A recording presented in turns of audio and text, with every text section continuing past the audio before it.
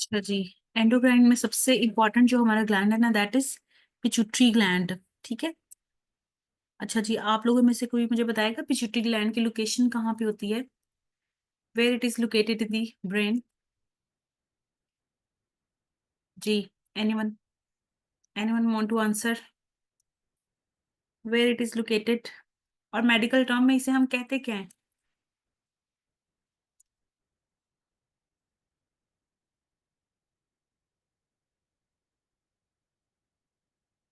कोई भी नहीं बताना चाहेगा? यस, हाइपोफाइसिस सेरिब्राई, बिल्कुल ठीक है। ठीक है, और ये लोकेटेड कहाँ पे है ब्रेन में? At which part of brain? Located in sella turcica, very good, बिल्कुल ठीक है। Over which bone?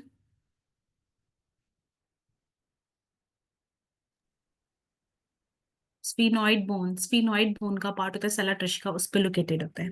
ठीक है। अच्छा जी, इसके इसकी दो लोब्स हैं या दो पार्ट्स हैं, कौन कौन सी हैं?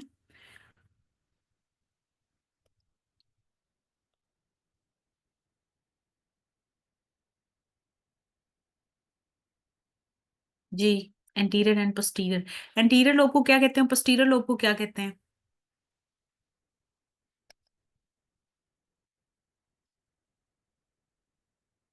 एंटीरियर को क्या कहते हैं, पोस्टीरियर को क्या कहते हैं? Adeno hypophysis. एंड पोस्टीरियर को क्या कहते हैं?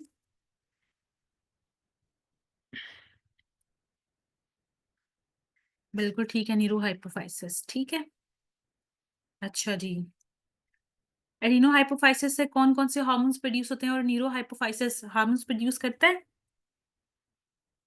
Why it is called neuro hypophysis? Why it is called neurohypophysis?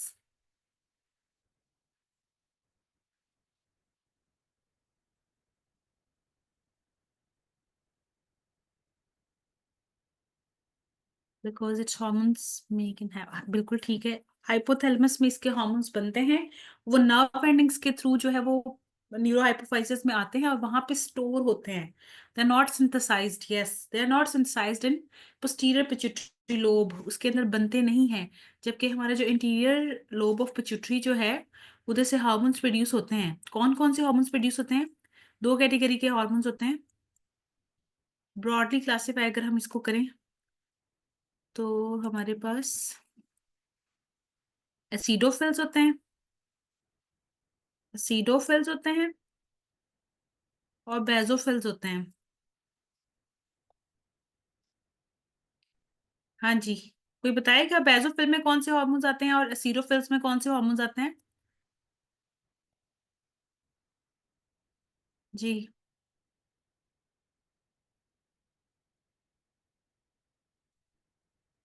Anyone?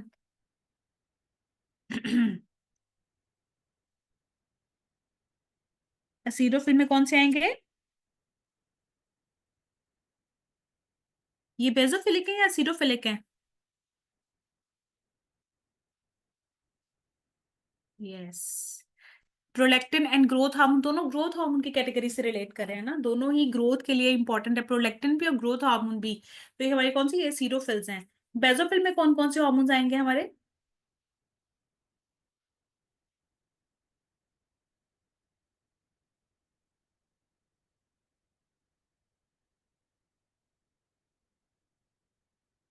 FSH, ठीक है, बिल्कुल ठीक है। एफएसएच, एलएच एंड टीएसएच, ठीक हो गया। ये हमारे हो गए हार्मोन्स। ठीक हो गया। अब हम देख लेते हैं इंटीरियर पिट्यूटरी से हमारे कौन कौन से हार्मोन्स रिलीज हो रहे हैं। अब पोर्शन वाइज करते हैं। सबसे पहले जो हार्मोन रिलीज होगा वो कहाँ जा रहा है? थायराइड को जा रहा है ना, थायराइड ग्लैंड को जा रहा है। Thyroid stimulating hormone, thyroid stimulating hormone release by anterior pituitary act on thyroid gland to produce T3 T4। ऐसी है ना? अच्छा, आपका जो गायनी का पार्ट है ना, इसमें इसमें आपकी मेनली सिंथेसिस और रेगुलेशन है, उनके रेगुलेटरी पाथवे जो है, ठीक है, वो इसमें आप लोगों ने मेनली करना है, जो आपका गायनी का पार्ट है। लेकिन जो आपका पेपर वन का है, उसके लिए आप सिलेबस देख लीजिएगा, सिलेबस को फॉलो कर लीजिएगा। ठीक है। टीएसएच रिलीज हुआ, एसीटीएच रिलीज हुआ, एड्रिनल्स पे जाके एक्ट किया, और एड्रीनल्स के हार्मोन्स प्रोड्यूस किए। एड्रीनल्स के कौन कौन से हार्मोन्स होते हैं? जी, एड्रीनल्स के कौन कौन से हार्मोन्स हैं?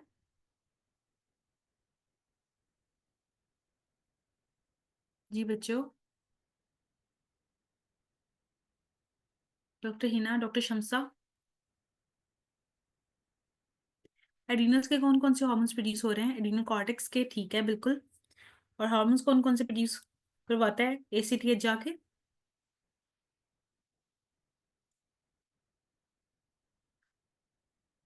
Are you sure aldosterone is under control of ACTH?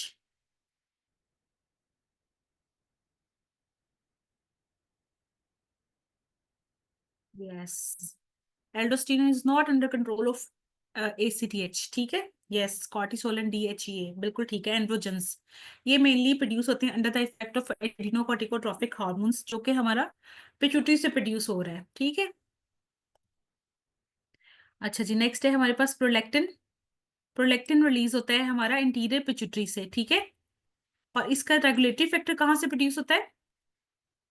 Interior pituitary से रिलीज होता है। रेगुलेटरी फैक्टर इसका कहाँ से प्रोड्यूस हो रहा होता है? And which is regulating factor of prolactin? Hypothalamus से, ठीक है। हाइपोथैलेमस से डोपामिन प्रोड्यूस होता है। Dopamine is basically prolactin inhibiting factor, ठीक है? वही इसका रेगुलेटरी फैक्टर है। अच्छा जी, नेक्स्ट है हमारे पास melanocyte stimulating hormone.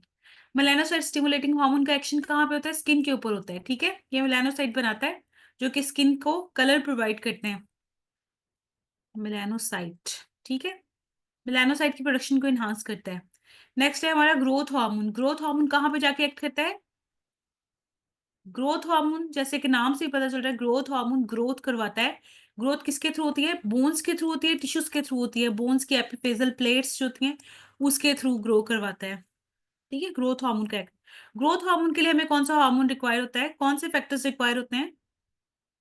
Growth hormone किन फैक्टर्स की प्रेजेंस में काम करता है? ग्रोथ हार्मोन रिलीजिंग हार्मोन, बिल्कुल। इसका रिलीजिंग हार्मोन जो है वो हमारे हाइपोथैलेमस से रिलीज हो रहा होता है। अब वो आगे पिट्यूटरी को स्टिमुलेट करता है to release growth hormone. Growth hormone के लिए एक लिवर से एक प्रोटीन बनती होती है, उसको क्या कहते हैं? जो इसके इसके एक्शन के लिए जरूरी होती है। यस बिल्कुल, इंसुलिन लाइक ग्रोथ फैक्टर्स होते हैं, ठीक है? अच्छा जी, नेक्स्ट है हमारे आ जाते हैं गोनाडोट्रोपिक हार्मोन्स, जो कि हमने नेक्स्ट लेक्चर में भी पढ़ने हैं अपने।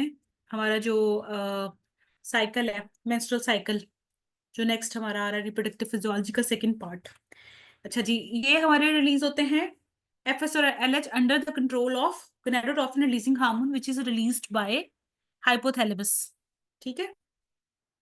एफएस और एलएच जो है वो जाके एक्ट करते हैं ऑन ओवरीज एंड टेस्टिस पे, ठीक है? ओवरीज पे एफएस, इसका क्या काम है? फॉलिकल्स की स्टिमुलेशन करवाता है। फॉलिकल स्टिमुलेटिंग, जैसे नाम से ही पता चल रहा है, फॉलिकल स्टिमुलेटिंग हार्मोन। फॉलिकल्स को स्टिमुलेट करवा के डोमिनेंट फॉलिकल, और फिर वहां से ओवुलेशन होती है। ओवुलेशन से आगे नेक्स्ट प्रोसेस जो है वो फर्टिलाइजेशन का, या अगर नहीं तो मेंस्ट्रुएशन का प्रोसेस शुरू होता है। और एलएच का क्या काम होता है? एलएच का क्या फंक्शन है बच्चों?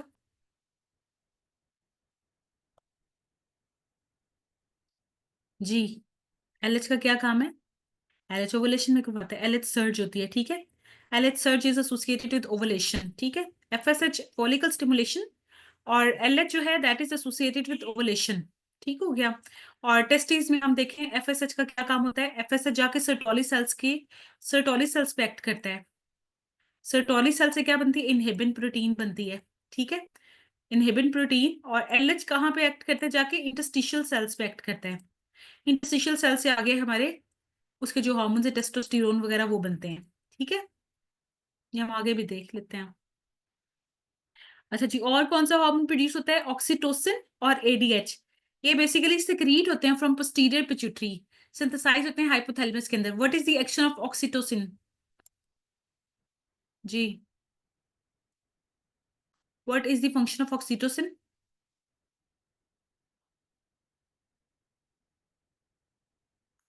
मिल्क लेट डाउन, बिल्कुल ठीक है। यूट्राइन कॉन्ट्रैक्शन ड्यूरिंग लेबर, ठीक है? यूट्राइन कॉन्ट्रैक्शन के लिए मिल्क लेट डाउन। और ये बेसिकली किस तरह से होता है? बाय कॉन्ट्रैक्शन ऑफ मायो एपिथेलियोसाइट, मायो एपिथेलियोसाइट, जो कि ब्रेस्ट के टिश्यूज के अंदर होते हैं, ठीक है, जो मिल्क लेट डाउन में हेल्प कर रहे होते हैं, उनकी कॉन्ट्रेक्शन के थ्रू ये मिल्क लेट डाउन करता है। अच्छा जी, एडीएच का क्या काम होता है? Where it does act?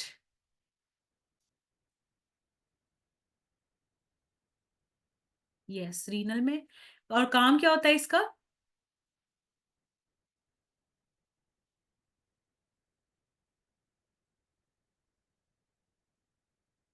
Water की रीअब्जॉर्प्शन, बिल्कुल ठीक है, वाटर की रीअब्जॉर्प्शन करवाता है।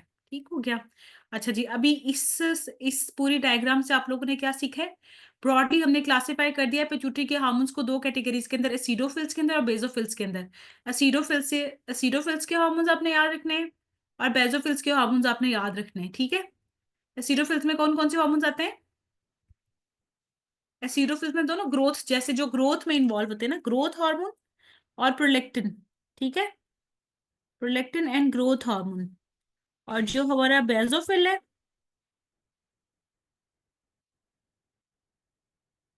बेसोफिल्स, इसके अंदर हमारे पास आ जाते हैं एफएसएच, एलएच, एसीटीएच, ठीक है, FSH, LH, ACTH, these are basophils.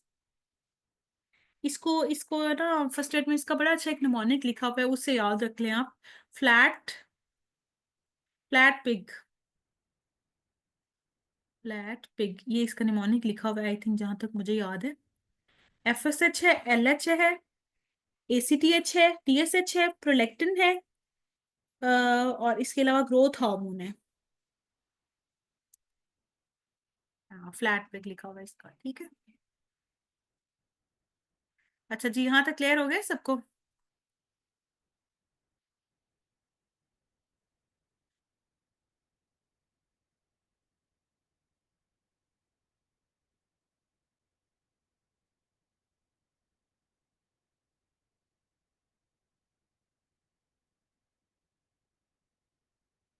यहाँ तक क्लियर है सबको, ठीक है।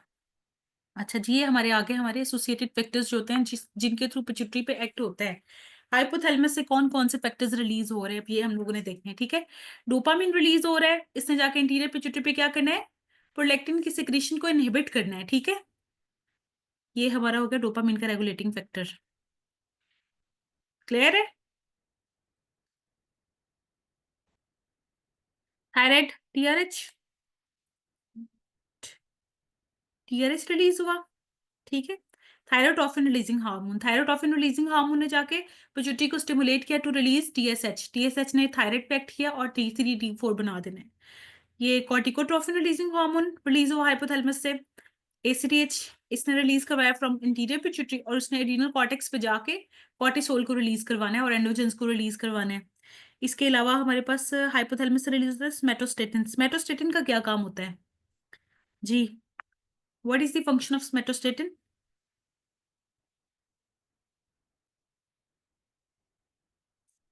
इनहिबिशन है, ठीक है, ग्रोथ इनहिबिशन करवाता है, यस, इनहिबिटर है ये। स्मेटोस्टैटिन, टिन से ही आपको समझ आ जाना चाहिए, स्टैटिन है ना, स्टैटिक ग्रोथ कर देता है, ठीक है।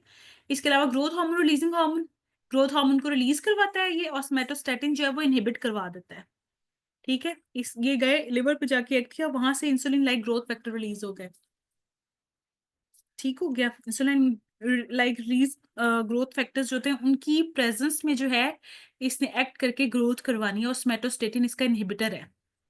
नेक्स्ट है हमारा gonadotropin releasing hormone which is released by hypothalamus.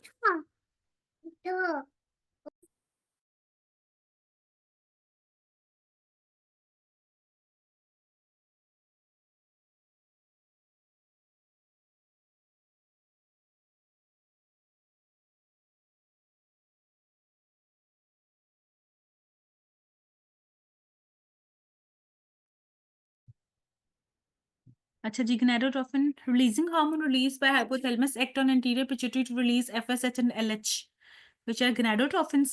Gonadotrophins act on testes and ovaries to release and synthesize. Basically spermiogenesis और gametogenesis के अंदर ये इनका रोल होता है। Yes, for pancreatic and pituitary hormones, बिल्कुल ठीक है। ठीक है जी, यहाँ तक क्लियर हो गया सबको? प्रोलेक्टिन का मेन कौन सा फैक्टर है, कौन सी जगह है? ब्रेस्ट है, ठीक है। जी ये क्लियर हो गया सबको?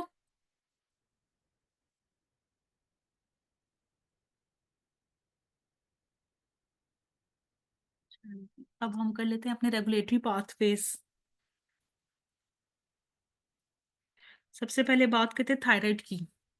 थायराइड का स्टिमुलस स्टिमुलस क्या है? हाँ जी।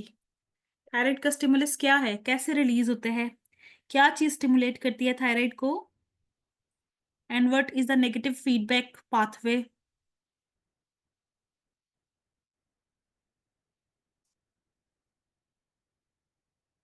बच्चों बताएं। क्या फैक्टर है बच्चों? लो T3 T4। आपके ख्याल में लो T3 T4 होते हैं? Do you think so? क्योंकि ये तो हमारे मेन मेटाबॉलिज्म के हार्मोन्स हैं, क्या ये कम हो सकते हैं?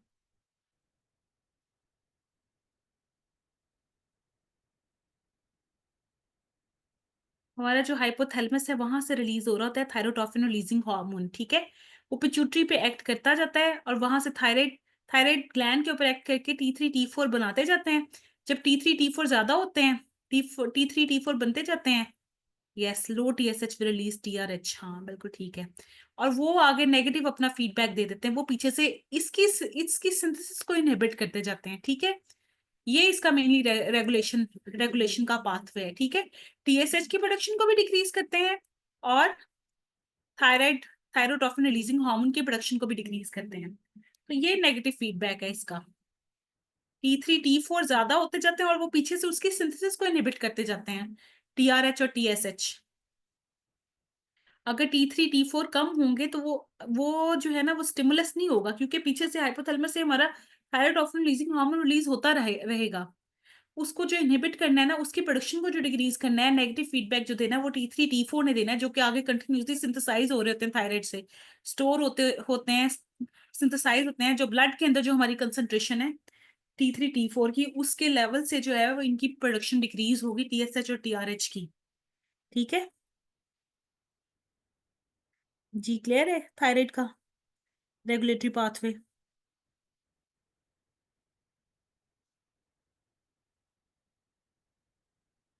अच्छा जी, नेक्स्ट है हमारे पास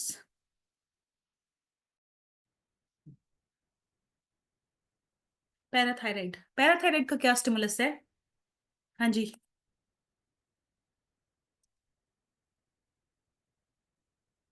what is the stimulus of parathyroid? Yes, calcium. Calcium का क्या, ज्यादा होना कम होना?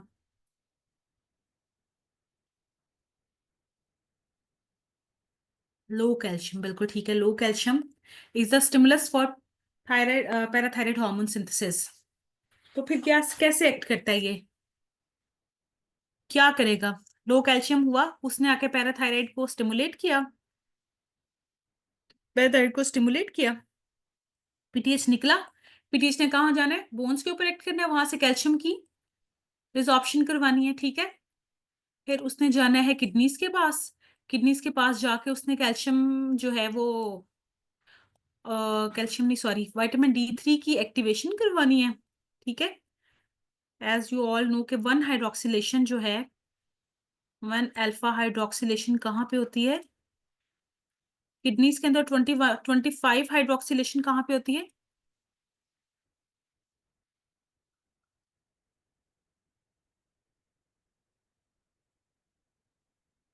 जी बच्चों। PTH will absorb calcium from DCT, distal convoluted tubule। अच्छा, जो पैराथायराइड हार्मोन होता है ना, इसको फॉस्फेट क्रशिंग हार्मोन भी कहते हैं। फॉस्फेट को क्रश करता है, फॉस्फेट को रिलीज, फॉस्फेट को एक्सक्रीट आउट कराता है बॉडी से। कैल्शियम को इंक्रीज करता है बाय अब्जॉर्प्शन, ठीक है। विटामिन डी की एक्टिवेशन करवाता है, ठीक है। और विटामिन डी जो है वो आगे एक्ट करता है on intestines to absorb calcium. जैसे ही कैल्शियम का लेवल ज्यादा होगा, वो पीछे से अपना नेगेटिव फीडबैक दे देगा और PTH की प्रोडक्शन को डिक्रीज कर देगा। यस, फॉस्फेट जो है वो एक्सक्रीट होता है PCT में, और PTH और कैल्शियम जो है वो DCT में अब्सॉर्ब होता है, बिल्कुल ठीक है।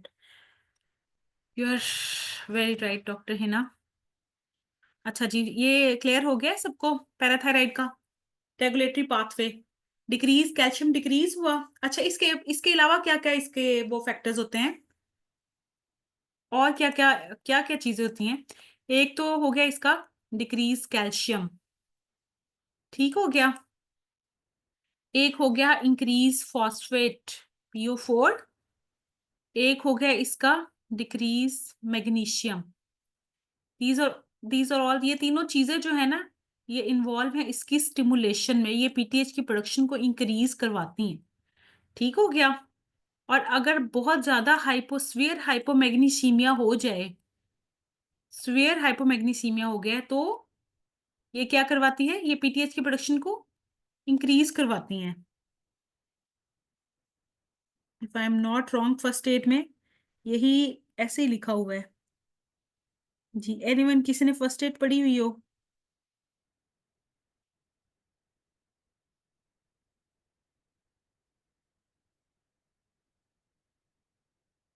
ठीक है, बिल्कुल।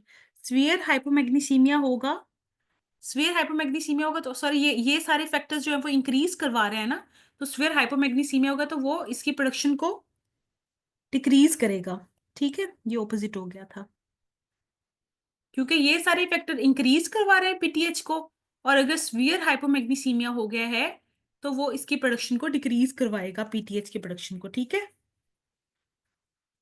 तो ये आपने सारे रेगुलेटरी फैक्टर याद रखने हैं इसके। इसको क्या कहते हैं, फॉस्फेट ट्रेशिंग हार्मोन भी कहते हैं, पीटीएच से याद रखना है आपने। यस, अगर जो है ना, अगर स्फीयर हाइपोमैग्नीसीमिया नहीं हुआ, इनिशियल लेवल पे जो है वो पीटीएच की प्रोडक्शन को इंक्रीज करता है, और अगर स्फीयर हाइपोमैग्नीसीमिया हो गया है, मैग्नीशियम के लेवल बहुत ज्यादा कम हो गए हैं, तो फिर वो पीटीएच की प्रोडक्शन को डिक्रीज करेगा, ठीक है। इनिशियली ये इंक्रीज करता है, बिल्कुल ठीक है। ये क्लियर हो गया ये सबको, ये इसके रेगुलेटरी फैक्टर्स है सारे।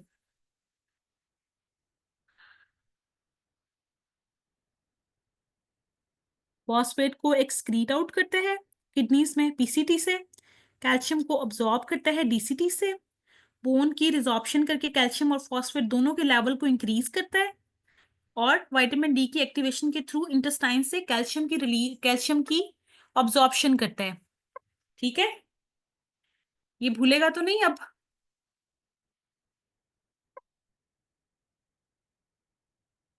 सबको क्लियर हो गया? चलें जी, वेरी गुड। नेक्स्ट है हमारे पास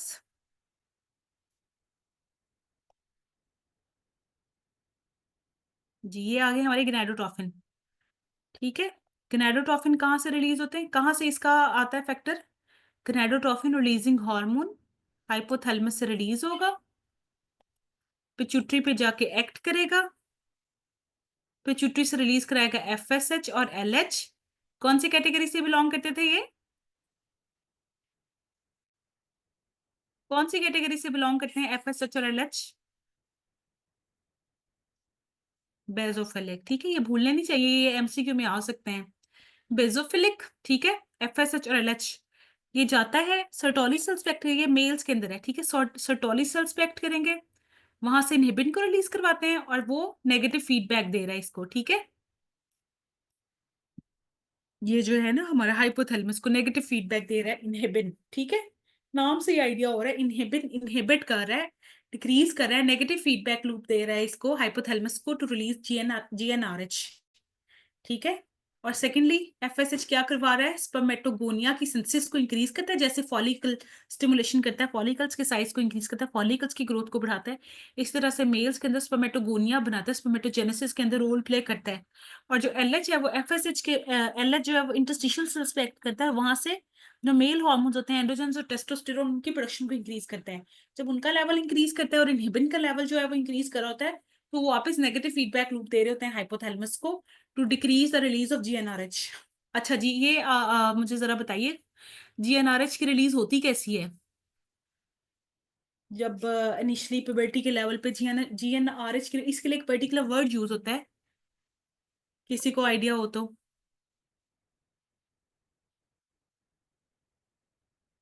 हाँ जी, पल्सटाइल रिलीज होती है, ठीक है। पल्सेस की फॉर्म में ये रिलीज होता है GnRH, और ये इन्वॉल्व होता है इन ग्रोथ में और प्यूबर्टी में, फर्टिलिटी में, ठीक है। On on off release, yes, in the form of pulses. Pulsatile release भी इसको कहते हैं, ठीक हो गया। अच्छा जी, इसका नेगेटिव फीडबैक कहाँ से आ रहा होता है? From inhibin and androgen testosterone, जो कि इसके इन हार्मोन्स के इफेक्ट के अंदर प्रोड्यूस हो रहे होते हैं, वही आगे नेगेटिव फीडबैक लूप दे रहे होते हैं हाइपोथैलेमस को। जी क्लियर है यहाँ तक? नेक्स्ट है, हम देखते हैं इन्हीं ये फीमेल, पहले मेल्स का हमने पढ़ा है, अभी हम फीमेल्स को देखते हैं। फीमेल्स के अंदर क्या करवा रहा है, जैसे हमने पहले भी पढ़ा है, एफएसएच जो है वो साइट फॉलिकल्स की स्टिमुलेशन करवाता है, फॉलिकल की ग्रोथ करवा रहा है, वो साइट को मेच्योर करता है, ओवुलेशन करवाता है, ठीक है। एग रिलीज होता है, नेक्स्ट वो जो है फर्टिलाइजेशन का प्रोसेस होता है, तो वो आगे जो है फीटस फीटस और एम्ब्रियो वगैरह की फॉर्मेशन होती है, और अगर नहीं होती फर्टिलाइजेशन, तो फिर मेंस्ट्रुएशन का प्रोसेस जो होता है वो आगे स्टिमुलेट हो जाता है। और जो एलएच होता है वो क्या करवाता है, ग्रैनुलोसा सेल्स पे एक्ट करता है, और वहां से एस्ट्रोजन रिलीज करता है, ठीक है। क्लियर है? और बाकी इन्हीं हार्मोन्स के इफेक्ट के अंदर जो हमारे हार्मोन्स रिलीज हो रहे होते हैं, जो चीजें बन रही होती हैं, एस्ट्रोजन प्रोजेस्टेरोन मेनली, वो क्या करते हैं। अच्छा, कॉर्पस ल्यूटियम कब बनता है और कैसे बनता है, किसी को पता है? कॉर्पस ल्यूटियम की सिंथेसिस कहाँ से होती है, कब होती है? And what is the function of corpus luteum? Ovum release हो गया, ठीक है, जो मेच्योर हमारा फॉलिकल था उसमें से ओवम रिलीज हो गया हुआ है, पीछे जो स्ट्रक्चर बना है वो कॉर्पस ल्यूटियम है, ठीक है। ल्यूटियल फेज में बना, बिल्कुल ठीक है। कॉर्पस ल्यूटियम बना, कॉर्पस ल्यूटियम का क्या काम होता है, उसने प्रोजेस्टेरोन को रिलीज करना होता है, और प्रोजेस्टेरोन का क्या काम होता है? Will make the corpus luteum, ठीक है, बिल्कुल ठीक है। रिमेनिंग जो हमारा फॉलिकल था, ग्राफियन फॉलिकल जो था, उससे हमारा जो है येलो कलर, येलोविश कलर का एक स्ट्रक्चर बन जाता है, इसको हम कॉर्पस ल्यूटियम कहते हैं। और ये बड़ा अच्छा नजर आता होता है जब आपका जो है ना, फॉर एग्जांपल अगर फर्टिलाइजेशन हो जाती है, उसके बाद ये ओवरी के अंदर प्रॉपरली एक एक जो है ना प्रॉपर एक सिस्ट टाइप सा जो है ना, एक ल्यूसेंट सा स्ट्रक्चर नजर आ रहा होता है। प्रोजेस्टेरोन एक्ट करता है मायोमेट्रियम पे, मायोमेट्रियम पे एक्ट करता है या एंडोमेट्रियल थिकनेस को इंक्रीज करता है? मायोमेट्रियम में तो मसल्स आ गए ना, ग्लैंड्स की प्रोलिफरेशन कराता है, मसल्स की। Yes endometrium, yes endometrium thickness, endometrial thickness को इंक्रीज कराता है, ताकि वो परसेप्ट वो जो हो रहा है कंसेप्शन के लिए जो है वो अच्छी हो जाए, कंसेप्शन उसमें अच्छी तरह से हो सके, ठीक है। अच्छा जी, यही हॉर्मोन्स हमारे नेक्स्ट जाके नेगेटिव फीडबैक लूप दे रहे होते हैं हाइपोथैलेमस को, कि वो आगे फर्दर रिलीज ना करे जीएनआरएच की। ठीक हो गया, ये इसका नेगेटिव फीडबैक लूप था इन फीमेल्स। जी क्लियर है यहाँ तक सबको?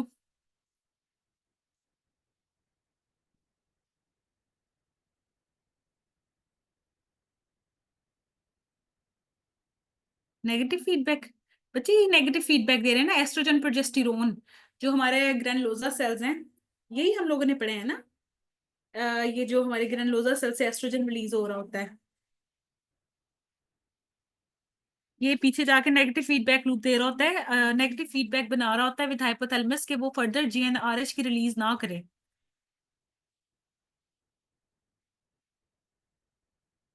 एस्ट्रोजन का नेगेटिव फीडबैक होता है,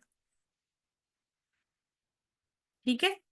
और किसी हद तक प्रोजेस्टेरोन भी इन्वॉल्व होता है, बट मेनली एस्ट्रोजन जो होता है ना वो हमारे नेगेटिव फीडबैक में जो है ना, ये हम जो है ना जब अपना मेंस्ट्रुअल साइकिल पढ़ेंगे ना तो उसमें भी आएगा ये, ठीक है।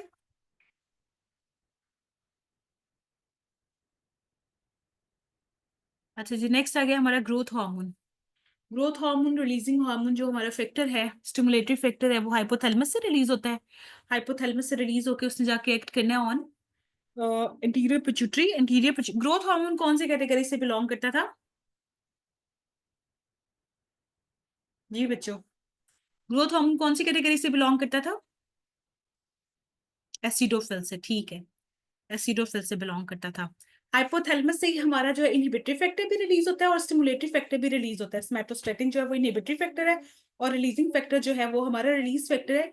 और इंटीरियर पिट्यूटरी पे जाके एक्ट करेगा, ग्रोथ हार्मोन की रिलीज करवाएगा। ग्रोथ हार्मोन जो है आगे एक्ट करेगा डिफरेंट, जो इसके फोकस है उन पे जाके एक्ट करेगा, लाइक लिवर पे जाके एक्ट करेगा, एडिपोज टिश्यूज पे जाके, स्केलेटल मसल्स पे, ठीक है। ग्रोथ हार्मोन कैसे एक्ट करता है, ग्रोथ हार्मोन कैसे काम करता है, क्या फंक्शन होता है ग्रोथ हार्मोन का? प्रोटीन को सिंथेसाइज करवाना, प्रोटीन सिंथेसाइज, ठीक है, प्रोटीन के सिंथेसिस करवाएगा। ग्लूकोज को बॉडी के अंदर ज्यादा करेगा, ग्लूकोज की अवेलेबिलिटी को इंक्रीज करेगा, इसलिए इसको हम डायबेटोजेनिक हार्मोन भी कहते हैं, डायबेटोजेनिक हार्मोन।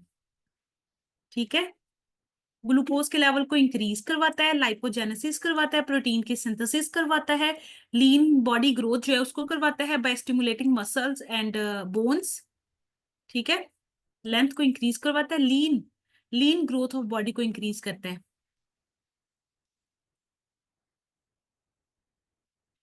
ठीक हो गया। कैसे करते हैं? प्रोटीन की सिंथेसिस करवाता है। देखिए जब ग्रोथ हो रही होती है तो बंदे का वेट भी बढ़ रहा था, उसकी हाइट भी बढ़ रही होती है, तो मसल्स की जो है वो प्रोलिफरेशन हो रही होती है, ग्रोथ हो रही होती है बाय प्रोटीन सिंथेसिस, लाइपोजेनेसिस हो रही होती है, फैट की डेपोजिशन हो रही होती है। ठीक है। मसल्स के अंदर प्रोटीन सिंथेसिस हो रही होती है, और ग्लूकोज को तोड़ तोड़ के बॉडी के अंदर लेके आ रहा होता है, ब्लड के अंदर लेके आ रहा होता है, क्योंकि ग्लूकोज ज्यादा चाहिए होती है उस टाइम पे हमें, यूज के लिए, यूटिलाइज करने के लिए हमें ग्लूकोज ज्यादा चाहिए होती है, ताकि वो यूज हो सके, बॉडी की ग्रोथ के अंदर पॉजिटिव रोल प्ले कर सके। ठीक है। और इस सारे काम को, ये जो ग्रोथ वाला सारा काम है, इसको करने के लिए इसे क्या चाहिए? लिवर से इंसुलिन लाइक ग्रोथ फैक्टर चाहिए होते हैं। ठीक है। अगर ये नहीं होगा, ग्रोथ हार्मोन होंगे तो भी हमारी ग्रोथ नहीं होगी।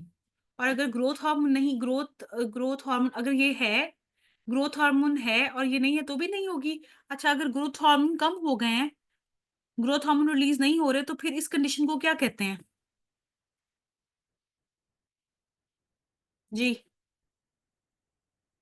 इस कंडीशन को क्या कहेंगे?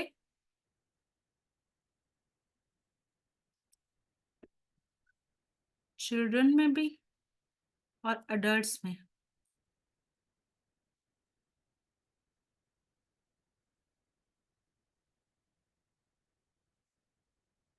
डिवार्फिज्म होगी ना, डिवार्फिज्म होगी, ग्रोथ हार्मोन नहीं है। जेजेंटिज्म कैसे होगी? जेजेंटिज्म एक्रोमेगेली कैसे होगी? ग्रोथ हार्मोन तो है ही नहीं। डॉक्टर हिना, डिवार्फिज्म होगी ना, यस डिवार्फिज्म होगी, ग्रोथ हार्मोन नहीं है, ग्रोथ हार्मोन है ही नहीं, कम है। ठीक है। ग्रोथ नहीं होगी तो डिवार्फ हो जाएगा ना, यस। हाँ जी, हाँ जी, मुझे समझ आ गई है, मैं भी पहले कंफ्यूज कर गई थी इसको। ठीक हो गया। अच्छा जी। ये जो है फिर हमारा फर्दर, हमारा जो है नेगेटिव फीडबैक कहाँ से आ रहा है? इंसुलिन लाइक ग्रोथ फैक्टर से हमारा नेगेटिव फीडबैक आ रहा होता है। ठीक है। अच्छा, ये ग्रेलिन कौन सा हार्मोन है, कहाँ से प्रोड्यूस हो रहा था, इसका क्या काम होता है? एनीवन, किसी को पता हो? ग्रेलिन कहाँ से आ रहा होता है? जी, ghrelin grow, yes, ghrelin make you giant. ये आपको भूख लगवाता है, आपकी एपिटाइट को इंक्रीज करता है, रिलीज फ्रॉम द हाइपोथैलेमस। बिल्कुल, वेरी गुड। ठीक हो गया। अच्छा जी, इंसुलिन लाइक ग्रोथ फैक्टर जो है वो आपको नेगेटिव फीडबैक दे रहा होता है। यस, इंक्रीज इन फास्टिंग, बिल्कुल ठीक है, बिल्कुल ठीक है। अच्छा जी, ये हो गया। और इसके अलावा इसका जो मेन हमारा जो इनहिबिटरी फैक्टर वो कहाँ से रिलीज हो रहा था? वो इटसेल्फ हमारे हाइपोथैलेमस से रिलीज हो रहा होता है, स्मेटोस्टेटिन। स्मेटोस्टेटिन जो है, इसने भी नेगेटिव फीडबैक देना होता है, और ये तो वैसे इंटीरियर पिट्यूटरी पे एक्ट करके ग्रोथ हार्मोन की रिलीज को इनहिबिट कर देता है। और अगर हाइपोथैलेमस से रिलीज हो गया, वह आगे ग्रोथ हार्मोन रिलीज हो रहा है, तो इंसुलिन लाइक ग्रोथ फैक्टर अगर ब्लड के अंदर ज्यादा हो रहे हैं तो वो नेगेटिव फीडबैक देंगे। ठीक है। Both hypothalamus, sorry, interior pituitary को। ठीक है। क्लियर है? अच्छा, इसका एक था, निमोनिक था। ग्रोथ हार्मोन कब ज्यादा रिलीज होता है? हैन। अच्छा जी, ये है हमारे पास हाइपोग्लाइसीमिया। हाइपोग्लाइसीमिया है सबसे पहला, दूसरा है एपिटाइट, तीसरा है हमारे पास नॉन रेम स्लीप, चौथा है हमारे पास रेम स्लीप। जब स्लीप जो है वो आपके हार्मोन को, ग्रोथ हार्मोन को इंक्रीज करवाती है। ठीक है। ये इसका ऑर्डर है, इसको ऐसे ही फॉलो करना होता है हमने, कि अगर हमारे पास एमसीक्यू आता है कि growth hormone is mainly release, regulate कौन करे, कौन इंक्रीज करवा रहा है, तो सबसे पहले हमारा जो आएगा वो हाइपोग्लाइसीमिया आएगा, नेक्स्ट हमारे पास एपिटाइट आ जाएगा, तीसरा हमारे पास नॉन रेम स्लीप आ जाएगा, और चौथा हमारे पास रेम स्लीप आ जाएगा। ठीक है। हाँ sorry, exercise, yes yes yes, बिल्कुल बिल्कुल एक्सरसाइज है वो। एपिटाइट तो हाइपोग्लाइसीमिया के साथ लिंक कर गया। ठीक हो गया। हाइपोग्लाइसीमिया इंक्रीज करता है आपके ग्रोथ हार्मोन की प्रोडक्शन को। ठीक है। हाँ जी, क्लियर है सबको।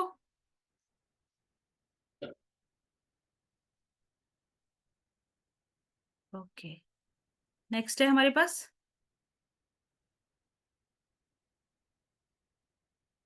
अच्छा जी, ये हमारा आ गया एसीटीएच। ठीक है। एसीटीएच की रिलीज को कौन रेगुलेट कर रहा होता है? हाइपोथैलेमस से क्या रिलीज होता है? कॉर्टिकोट्रोफिन रिलीजिंग हार्मोन। ठीक है। कॉर्टिकोट्रोफिन रिलीजिंग हार्मोन ने कहा एक्ट करना है? एंटीरियर पिट्यूटरी पे। एंटीरियर पिट्यूटरी से हमारा एसीटीएच रिलीज होना है।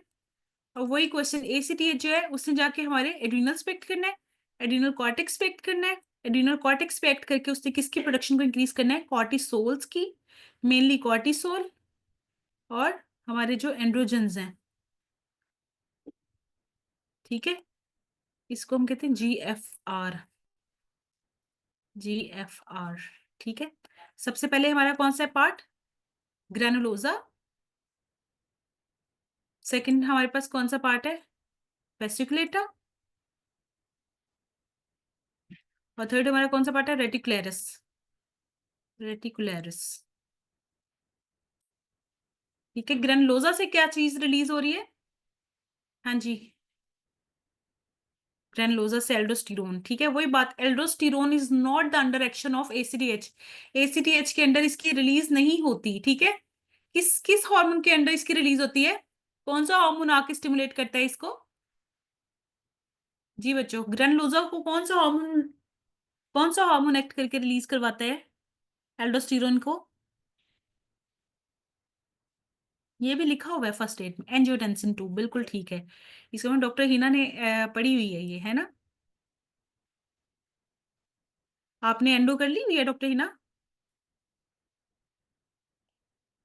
यस, वेरी गुड, ठीक है। अच्छा जी, एंजियोटेंसिन 2। ठीक है। एंजियोटेंसिन 2 एक्ट करता है और फिर वहां से रिलीज करता है एल्डोस्टेरोन को। अच्छा जी, नेक्स्ट हमारे पास कौन सा था? एफ फेसिकुलेटा और रेटिकुलरिस। एफ से क्या रिलीज होता है? एफ से क्या रिलीज होता है? जी, एफ से क्या रिलीज होता है? Cortisol, very good. कॉर्टिसोल हमारा क्या है? ग्लूकोकॉर्टिकोइड है। ठीक है। ग्लूकोकॉर्टिकोइड। और रेटिकुलरिस से क्या रिलीज होते हैं हमारे? जी,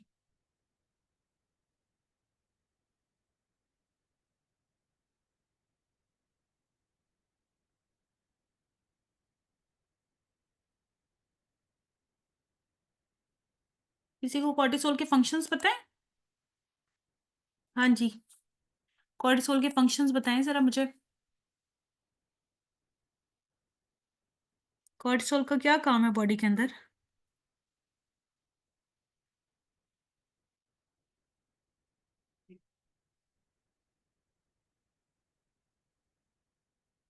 रिलीज इन स्ट्रेस।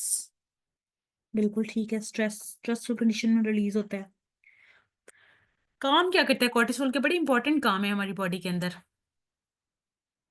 ग्लूकोकॉर्टिकोइड हार्मोन है ना, ये भी डायबेटोजेनिक हार्मोन है। क्या करवाता है? ग्लूकोज को बॉडी के अंदर इंक्रीज करवा देता है ना, ग्लूकोकॉर्टिकोइड जो है। ग्लूकोज को इंक्रीज करेगा, डायबेटोजेनिक किसे कहते हैं? डायबेटोजेनिक इफेक्ट इसे कहते होते हैं। इसके अलावा क्या कहता है? ब्लड प्रेशर इंक्रीज करता है। ब्लड प्रेशर को कैसे इंक्रीज करवाता है? ये जो वेसल्स के ऊपर हमारे अल्फा 1 रिसेप्टर्स होते हैं ना, उनकी जो है, अल्फा 1 रिसेप्टर्स जो हैं, उनकी सेंसिटिविटी इंक्रीज कर देता है टुवर्ड्स सिंथेटिक हार्मोन्स, जो सिंथेटिक सिस्टम के जो हार्मोन्स है ना, एपिनेफ्रीन और एपिनेफ्रीन, इनको मॉडुलेट करके उनकी सेंसिटिविटी को इंक्रीज करवा के तो बीपी को इंक्रीज करवा देता है। ठीक है। इसके अलावा क्या करता है? एपिटाइट को इंक्रीज करता है। एपिटाइट को इंक्रीज करवा देता है। इसके अलावा इसका इफेक्ट है, एंटी इन्फ्लेमेटरी इफेक्ट होता है इसका। ठीक हो गया। फाइब्रोब्लास्ट की एक्टिविटी जो है उसको डिक्रीज कर देता है और हमारे इम्यून रिस्पॉन्सेस को भी डिक्रीज कर देता है। इसके अलावा जो है बोन फॉर्मेशन को डिक्रीज करता है। तभी जब हमारा जो है ना बहुत ज्यादा स्ट्रेस के अंदर जब कॉर्टिसोल रिलीज हो रहा होता है, आपने देखा होगा अक्सर हम लोग मोटे हो रहे होते हैं। क्यों मोटे हो रहे होते हैं? क्योंकि ग्लूकोज बॉडी के अंदर ज्यादा ही जा रहा होता है, और ग्लूकोज ज्यादा होगा तो उसने कहीं ना कहीं तो यूज होना ही है। तो उससे ज्यादा क्या होता है, हमारी फैट की प्रोडक्शन होती है, फैट प्रोड्यूस हो रही होती है, लाइपोजेनेसिस हो रही होती है। ठीक हो गया। बाकी हमारे इम्यून सिस्टम को जो है वो डिक्रीज कर देता है, डब्ल्यूबीसी के एडियंस को डिक्रीज करता है। और हमारी बेसिकली एंटी इंफ्लेमेटरी, मैंने लिखा था एंटी इम्यून इफेक्ट होता है इसका, इम्यून सिस्टम की एक्टिविटी को डिक्रीज कर देता है ये। ठीक है, इन्फेक्शन के अगेंस्ट जो है ना हमारी बॉडी इतनी ज्यादा एक्टिवली वर्क नहीं करती जब हमारे अंदर कॉर्टिसोल की प्रोडक्शन ज्यादा हो रही होती है। Sugar hormone, yes, increase inflammatory responses, glucose की रिलीज, ब्लड प्रेशर की इंक्रीज, बिल्कुल ठीक है। रिलीज इन स्ट्रेस, बिल्कुल ठीक है, वेरी गुड, बिल्कुल ठीक है। ठीक हो गया। अब हम इसका पढ़ लेते हैं, जो हमारा रेगुलेटरी पाथवे है जो हमने मेनली इसमें करना है। क्या है इसका रेगुलेटरी पाथवे? कॉर्टिसोल इंक्रीज हुआ, कॉर्टिसोल ने जाके हमारा पीछे नेगेटिव फीडबैक दे दिया, दोनों को, इंटीरियर पिट्यूटरी को भी और उसको हाइपोथैलेमस को भी। ठीक है, ये हमारा मेन नेगेटिव फीडबैक है इसका। ठीक है, क्लियर है सबको?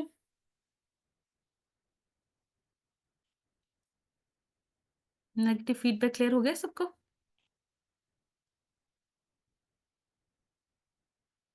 ओके, नेक्स्ट, नेक्स्ट है हमारे पास प्रोलैक्टिन। प्रोलैक्टिन का फीडबैक।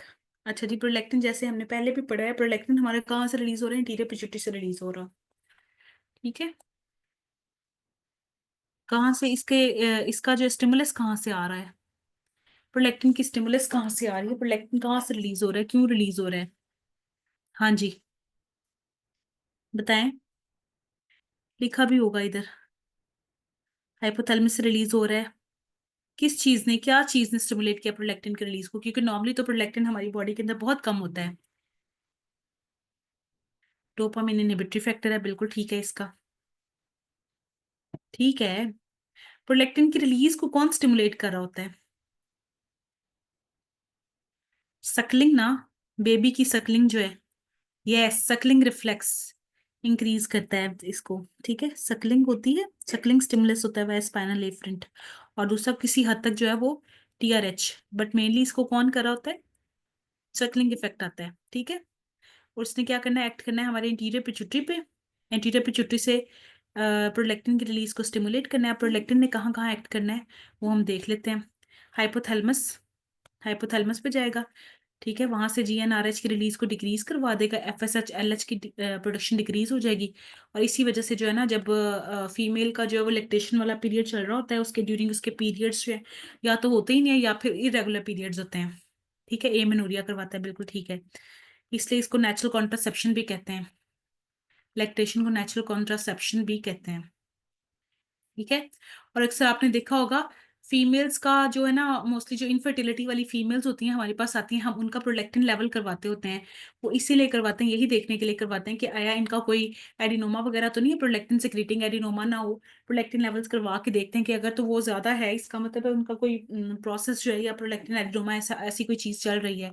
तो उसके लिए हम लोग उसको मेडिसिन देते होते हैं ताकि प्रोडक्शन जो है ना प्रोलैक्टिन की कम हो जाए। ठीक है, इसकी प्रोडक्शन कम हो जाए और वो कंसीव कर सकें।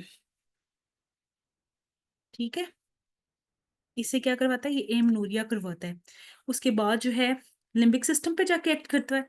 लिम्बिक सिस्टम पे जाके एक्ट करके इसने लिबिडो को डिक्रीज करवाना है। वही आपकी जो सेक्सुअल एक्टिविटी या सेक्सुअल स्टिमुलेशन है, लिबिडो जो है उसकी, उसको डिक्रीज करवा देगा, उसकी अर्ज को डिक्रीज करवा देता है। क्योंकि फर्दर जो ओवुलेशन वगैरह का प्रोसेस है वो तो रुका हुआ होता है ना, डिक्रीज जीएनआरएच की रिलीज की वजह से।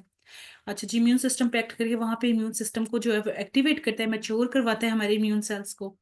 और चौथा जो है वो हमारे ब्रेस्ट सेल्स पे जाके एक्ट करता है, हमारे एपिथेलियल जो सेल्स होते हैं उसकी सराउंडिंग में, जो हमारी डक्ट की लाइनिंग के सराउंड होते हैं, मायो एपिथेलियल सेल्स, उनको जो है ना ये कॉन्ट्रैक्ट करवाता है। कॉन्ट्रैक्ट करवा के तो मिल्क का जो लेट डाउन रिफ्लेक्स है वो इसी वजह से आता है, क्योंकि उनके प्रोडक्शन, उनकी कॉन्ट्रैक्शन को जो है वो स्टिमुलेट करता है और मिल्क की लेट डाउन करवाता है और एक्सक्रीशन करवाता है। ठीक है, मेनली जो है ना हमारे पास इसका जो इनहिबिटरी फैक्टर है वो क्या है?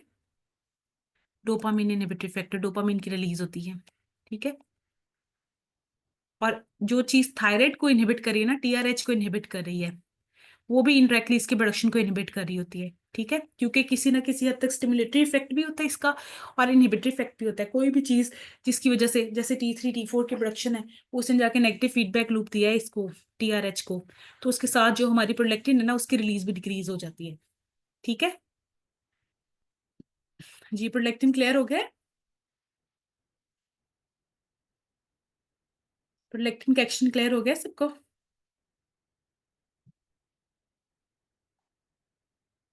अच्छा जी, नेक्स्ट है हमारे पास।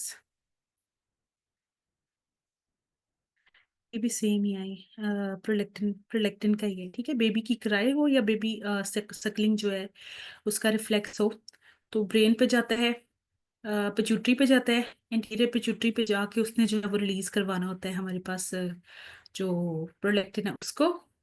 ठीक है, प्रोलेक्टिन को रिलीज करवाया, एक मिनट में ये आया हमारे पास, ये पाथवे के थ्रू गया हाइपोथैलेमस, हाइपोथैलेमस से हमारे पास ऑक्सीटोसिन रिलीज हुआ। ठीक है, ऑक्सीटोसिन की प्रोडक्शन भी इंक्रीज होगी ना जब ये मिल्क, ये जब कॉन्ट्रैक्शन करवानी होगी मायोएपिथेलियल सेल्स की, तो ऑक्सीटोसिन भी इंक्रीज होता है ना। इसका भी क्या काम होता है, इसने कॉन्ट्रैक्शन में रोल प्ले करना होता है। ठीक है, दूसरा इसने जाके जो है वो डोपामिन की प्रोडक्शन को डिक्रीज करवाएगा, और लेक्टोट्रोफ जो इंटीरियर पिट्यूटरी का पार्ट है उससे प्रोलेक्टिन की प्रोडक्शन को इंक्रीज करवा देगा। और प्रोलेक्टिन और ये दोनों जाके मिल्क की सिंथेसिस को भी और कॉन्ट्रैक्शन करके तो इजेक्शन को भी इंक्रीज करते हैं। ठीक है, और तीसरा जाके इसने गोनाडोट्रोपिन रिलीजिंग हार्मोन को जो है वो इनहिबिट करना होता है, उसकी प्रोडक्शन को डिक्रीज करना होता है, ताकि एलएच और एफएसएच ना बने और लैक्टेशनल एमेनोरिया हो जाए। ठीक हो गया? क्लियर है यहाँ तक? किसी का कोई क्वेश्चन यहाँ तक?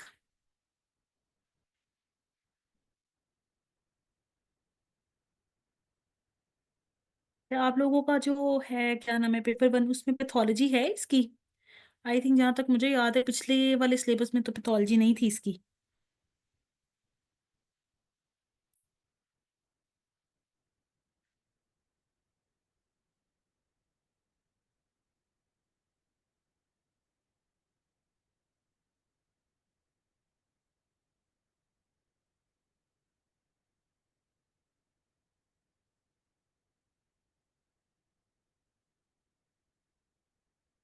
हाँ, सिलेबस में नहीं है, लेकिन आप लोगों को पता होनी चाहिए। ऐसे ही है, बिल्कुल ठीक है। सही कहते हैं, क्योंकि पता नहीं होता कि वो कहाँ से क्या चीज दे दे। पेपर 1 स्पेशली बहुत ज्यादा अनप्रडिक्टेबल था लास्ट टाइम। पेपर 2 फिर भी बच्चों को आता था, पेपर 1 में उनको मसला हुआ था। पेपर 1 जो है वो बहुत ज्यादा जो है ना वो स्कैटर्ड था। वो जो सिलेबस था ना उसको उन्होंने फॉलो नहीं किया हुआ था।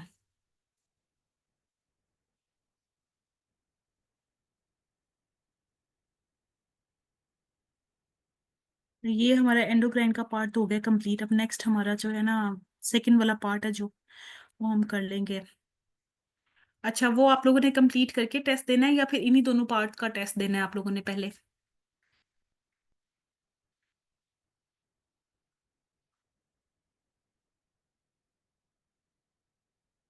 जो आपका मॉक होना है वो इन्हीं दोनों पार्ट का ले लूं, जो हमने एनाटॉमी की है, और ये जो अभी आज एंडोक्राइन का पार्ट था।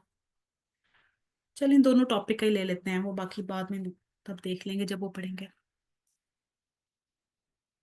तो टेस्ट के लिए रेडी हैं आप लोग?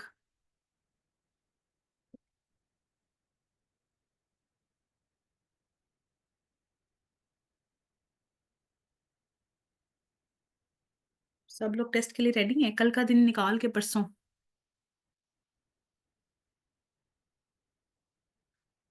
ठीक हो गया, ठीक हो गया जी, ठीक हो गया। स्पीड अप कर लेते हैं। स्पीड अप मैंने तो नहीं बच्चों, आप लोगों के पास लेक्चर्स ऑलरेडी हैं, आप लोग करें स्पीड अप। मैंने तो बस आप लोगों को रिवाइज करना है जो चीजें जो है ना मुझे लगता है जो इम्पोर्टेंट है वो मैंने आपको रिवाइज, सिलेबस तो मैंने सारा ऑलरेडी पढ़ाया हुआ है, और आप लोगों के पास सारे लेक्चर्स भी हैं। आप लोगों को कुछ नहीं समझ आता, आप लोग स्पीड अप करें।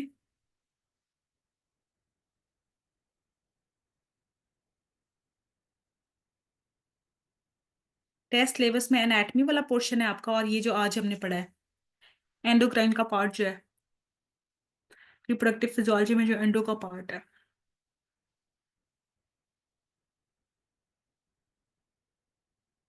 ठीक है, मंडे को आप लोगों को फिर टेस्ट जो है ना वो मैं शेयर कर दूंगी।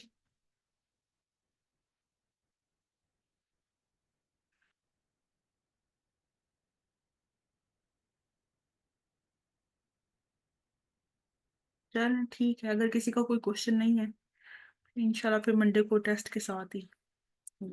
ठीक है।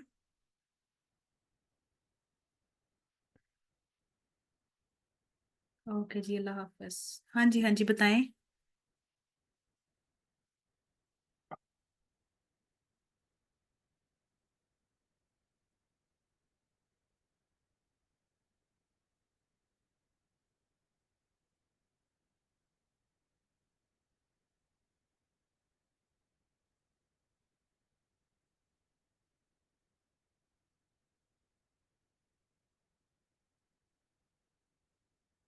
MCQs, trouble with MCQs.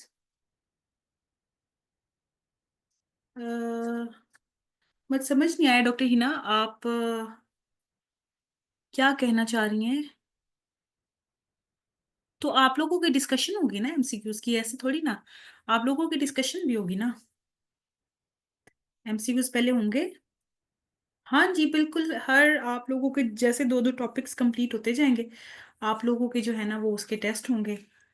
और बाकी ये जो मेन मेन टॉपिक्स है ना जिनमें आप लोगों का ज्यादा पार्ट है एमसीक्यूज का, अगर आप टेस्ट देखें ना तो छः छः एमसीक्यूज हैं इन पोर्शन में से जो मैंने आप लोगों को पढ़ाए हैं, जैसे छः इसमें से हैं जो हमने आज एंडो का पार्ट पढ़ा है, इसमें से छः एमसीक्यूज आपके लिखे हुए हैं। तो इसका मतलब ये बहुत ज्यादा इंपॉर्टेंट है, इसके फीडबैक्स, इसका जो फीडबैक्स लूप्स है ना ये इंपॉर्टेंट है। ठीक है। तो मेन मेन वो आपकी चीजें, बाकी आपने अपने रिकॉर्डेड लेक्चर्स फॉलो करने हैं। ठीक है, और एमसीक्यू के साथ आप लोगों की डिस्कशन भी होगी।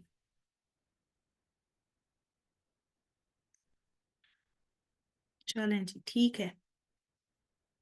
ओके, अल्लाह हाफिज।